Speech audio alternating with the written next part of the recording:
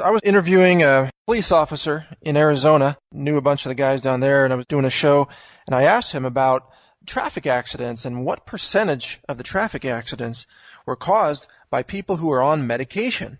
Not alcohol, not marijuana, just medication. And he told me 30%. Really? Yeah. Well, I wouldn't doubt it. I wouldn't doubt that at all. I mean, look at all the kids today, the children that they got on drugs. I mean, it's ridiculous. Right away, if a kid misbehaves or something's a little different about him, the first thing they do is stick him on some sort of drug, Ritalin or whatever the hell that stuff is. Yep. It's ridiculous. Yeah, and they say it's going to make your children's teacher happy and they're going to do well in school as long as they're on this drug, and it's the same old lies, just repackaged with new chemicals. Yep. Let's talk about the media. And not even natural chemicals, artificial ones. Yeah, all patented, monopoly price chemicals. I wanted to ask you about the media now.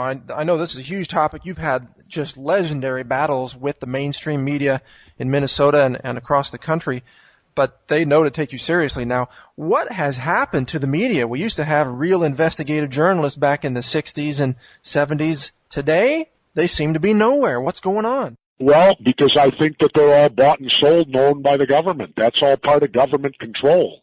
We're losing our rights right now. We've lost the Fourth Amendment right of illegal search and seizure. They've blown that thing right out of here. Habeas corpus is gone. They can now arrest you and hold you and not even let you see a lawyer and not even charge you for as long as they want. And so we've got to, and I thought that Barack Obama would bring that stuff back, but he hasn't. And that's what been my big disappointment in him, is the fact that he's letting all this Bush stuff still remain. Yeah, Patriot Act, for example. Yeah, they should repeal and get rid of the Patriot Act. It's ridiculous. All it does is take away our freedoms. You know what's interesting about that, too? Remember what George Bush told us why we were attacked? He said they attacked us because of our freedoms. That's right. So what is George's method for stopping the attacks? Take away our freedoms. Yeah, we'll show them. Yeah, we'll show them we won't have freedom anymore, and then they won't attack us anymore. Exactly. Well, I would rather, and I've said this many times, I would rather face the terrorists than lose my freedom. Yeah, I agree with you on that. I don't want the government trying to protect me against every little thing. Even terrorists. Where are the terrorists? The FDA kills more people than the terrorists. Yep. I did the math on that. Oh, yeah. I'll give you some math. Here's a good one. Did you know in the last 30 years that more people have died in their bathtub than have died from an act of terrorism, including the spike of 9/11? Now I'll have fun with it. So because of that, shouldn't we create the Department of Bathtub Security? And then what we should do is have a color-coded thing where they can tell us which months out of the year most people die in the bathtub, so we'll be more vigilant. And then they could have a bathtub team that could come in your house without a warrant to check and make sure you got all the right safety stuff. Because dying in your bathtub is a higher percentage that'll happen to you than dying at the hands of a terrorist. Well, the alert level today is orange for your bathtub. Well, it's always orange. I never see it any different. You live outside the United States full-time? No, I don't. Part-time? I live 50-50. Oh, okay. I live in Minnesota half the year and Mexico the other half. Do you find it strange when you go back and forth and you come back into the U.S. after being gone for a while? Do you find it odd to hear in the airport, for example, they'll have the security the audio warning messages? Do you feel like you're walking back into a police state sometimes? Well, not so much when I fly. Where I really see that is, I drive it every year. Oh, I didn't know that. I see it at the borders driving. I see. 2 times I've gone into Mexico out of the last 5 years driving. I've never even gotten papers. There's nobody even there. What? Yeah. Now, this is going into Mexico. Yeah. They're 2 separate gates. You got a gate coming into the U.S., and you got another one that lets you into Mexico. When I've crossed into Mexico, there's been nobody there. I've been down there for 6 months without a paper. Wow, so you just drove through. All I need to come back is my passport. Sure. To get back in the country. Oh, yeah, no. One time I crossed at Tecate, and it was right away at 6 in the morning when they opened the gate, and the guy was just walking in immigration, the Mexican man, and I pulled up. I said, "Say, can I get my papers?" Do you know what he said to me? What? He looked at me and says, get him an Ensenada. Well, I didn't get him at all. I just kept driving. Nobody ever asks you for them down there. They don't care. All they care is that you bring some dollars with you and change them into pesos and spend some money. Yeah. I know that drill. But yet, when I come back into the United States, oh my God, it's like coming into East Berlin now. Yeah. But even, don't they recognize Wait, I'll tell you a good story. I crossed a couple years ago with my RV, and they searched it, and they knew who I was. They knew that I was a former governor. Yeah. They searched my RV, and what do you think they confiscated from me and would not let me bring across the border? Medicine. Nope. I don't know. Here's Homeland Security at its finest. You're wrong. Guess again. I'll tell you. You know what they took? My dog's dog food. Oh, you're kidding me. No. Why? Because I'm driving back to the U.S., so it only takes about 6 days, so I only bring a 6-day supply, and I had it in an open plastic bag under the counter sink. Well, because it wasn't in its original container, they confiscated it. And I said, well, what's my dog supposed to eat now? I have a very special dog. I don't like buying him gravy train, from the crappy stores. I feed him specific food, a specific dog food, which I bought. I told these guys, I purchased this in Minnesota. I'm giving you my word of honor as a governor. They wouldn't hear of it. What? They wouldn't hear of it. They took it from me, so I had to drive to a truck stop and buy my dog this crappy dog food. And I could have understood it had I had 5 or 40-pound bags. My dog was the only dog that would eat this food. There was only enough for him, and they took it. This is the way that America treats not only its own citizens, but its own civil servants. I can do you better than that one. You want the worst of all? Yeah. I got wanded when I was governor. By who and where? Minneapolis Airport. I had to travel quickly to California, and it was right after 9/11, and it was a one-way ticket. We bought it at the spur of the moment, so it kicked me out. Oh, my. And so they're wanding me, and I turned to the kid, and I said, when does common sense enter into this? And he goes, well, what do you mean, sir? And I said, well, when's the last time a seated governor attempted to hijack a plane? Well, he had a good answer. He said, well, we can't make exceptions, sir. And I said, okay, I understand that, but I said, I'll ask you again when common sense enters in. And he goes, what now? I said, well, you see the 2 guys over there in the suits waiting for me? He goes, yeah. I said, those are my security. They're both carrying 9mm, and they're getting on the plane with me. I'm their boss. If I order them to give me their gun, they have to do it. I said, so I'm getting on the plane with 2 guys carrying guns, and you're wanding me. Right. Now, how ridiculous was that?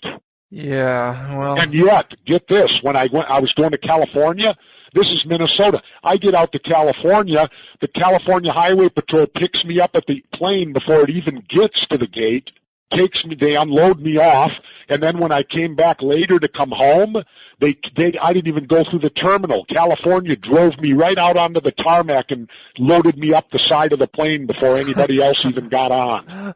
Wow. And of course, I'm not even the governor of California. Exactly. Well, now, of course, they've got the full body scanners going on. 11 airports in the U.S. going to start scanning everybody. Yep. There go. You're right. Showing your naked image. But again, this is... Well, I'll give you another one. I had my hip replaced. I had the new resurfacing done where they resurface your hip with carbon titanium steel. Yeah. So I set the beepers off now every time. Every time. I get wanded every time now. I have to stand there and go through that rigmarole. Well, one day I'm there, and there's 3 of us waiting. So it entered my head, and I turned to the other 2 guys, and I said, well, it's my right hip. The other guy goes, it's my left hip, and the other guy goes, it's my left knee. So the only thing they're truly finding out is who's had prosthesis surgery. Yeah, exactly. That's part of what it is now, is to demean people. I mean, they're going to be, with the full body scanners, they're going to be able to tell who's had a mastectomy, for example. Yeah. Who has prosthetic limbs. I mean, this is not about security, as you well know. They can sneak, people can sneak bombs onto planes. The FAA does it every few years, just testing their own security. Yeah. Oh, no. This stuff goes way beyond security, and this country and its people better wake up to it. That's the last question here. Well, the last subject area I wanted to ask you is how do we wake people up to this? I mean, you're doing a great job, but how do we wake up millions more? I don't know. We just got to be vigilant. We got to keep talking about it. You can't shut up. You got to talk about it and make people think and make them get out of their shells and realize that, you have to be diligent to have your freedom. And you have to, I'm a great believer that you hold your government's feet to the fire. If you do that, you'll get good government. If you don't do that, you're going to get bad government. And I guess it's going to, probably it'll have to take about a day of martial law before anybody wakes up, and by then it could be too late. It may very well be too late. Whatever happened to the government, they're supposed to be afraid of the people because the people are in charge and the people grant freedom or rights to the government. No, they're not. The government is the main entity now. Yeah. The people are secondary to the government now. One thing I noticed living in South America that you may relate to from Mexico is that in South America, people aren't afraid to protest. They'll fill the streets with signs and chanting and marching, and they'll take a guy and throw him out of office physically. They'll just literally carry him out of office and throw him. In America, people wouldn't dream of it anymore. They're afraid to protest. Well, not ever since Vietnam. To me, although there were a lot of protests over the Iraq War. It's just our mainstream media wouldn't cover them. There were some very big protests over Iraq, but the mainstream media just ignored it, and that way the general public had no idea.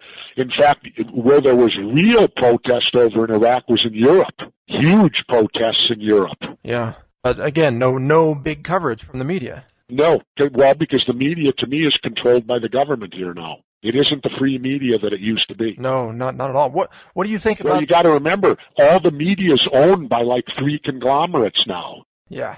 They own the entire mainstream media, so the government only has to deal with 2 or 3 entities to control the entire media. Where do you get your information then? What do you consider a good source? The Internet.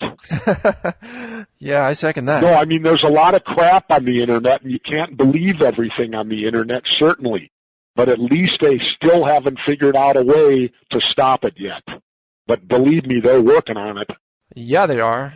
They're going to try to make it so you can't post anonymously. You have to have your digital fingerprint goes with every web page that you upload, things like that. Oh yeah, see, you're going to watch them slowly erode the freedoms of the Internet until they get control of it. See, the Internet is the wild cowboy right now. That's the one that that's on the loose right now, disturbs the government the most, I think. Absolutely. I mean, a lot has come out. I mean, in fact, I think even the success of your show is due in part to the Internet supporting the popularity of the show itself. I mean, there's a lot of buzz. I fully agree. That's why we kind of gear it towards the Internet in its own way. Yeah. Well, you've been able to bridge this though. You can get onto Larry King live. I mean, you get invited to the mainstream media, and you're very popular on the Internet. Not anymore. Fox News won't even talk to me about this book. That's hard to believe. I mean, why? Nope. Why wouldn't they? O'Reilly, Hannity, and Glenn Beck all passed on having me on the show. Wow. Well, they're going to regret that because I think this book, American Conspiracies, is going to do extremely well, Governor Ventura. Well, I just hope all I ask people to do is sit down with an open mind and read it, and remember this. It is not my imagination. I'm not trying to be Vince Flynn or Tom Clancy or any of them. Everything in this book is based upon documentation, and a great deal of that documentation comes right from our own government. I'm really glad you're including all that in the book because that's what people ask for. They want to see citations or copies of documents whenever possible, and even then, many times they still don't believe what they're reading. Yep. Hopefully, eventually, we'll take our country back, I hope. I hope so, too. I want to thank you so much, Governor, for joining us today. And just to remind those listening, once again, the book is called American Conspiracies. You can find it in booksellers everywhere. Check out Jesse Ventura's show, Conspiracy Theory, which will have new episodes coming out throughout 2010 and I think into 2011, correct? Yep. All right. Well, thank you very much for your time, and I really enjoyed talking. Okay, no problem. All right. Thank you, Mike. Thank you. Take care. Bye-bye. Bye.